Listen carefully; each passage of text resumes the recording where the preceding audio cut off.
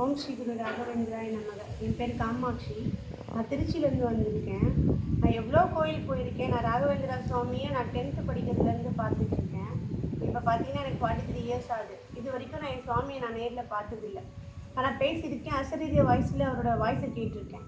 ஆனால் இங்கே சுவாமியை நான் நேரடியாகவே பார்த்தேன். அவரோட முகத்தை, அவரோட கண்கள் என்னை பார்த்தது என்னால் நம்பவே முடியல. அவ்வளோ ஒரு அதிசயமாக இருக்குது. அதே மாதிரி ரொம்ப கஷ்டத்தோடு வந்து இங்கே என் கண் கூட என்னோடய பிரச்சனைக்கு 2 தீர்வு கிடச்சிது. நான் அதை ரொம்ப நான் நினச்சிட்டு தான் வந்தேன். இந்த யூடியூப்பை பார்த்துட்டு, சுமதி அம்மாவோட யூடியூப்பை பார்த்துட்டு தான் வந்தேன்.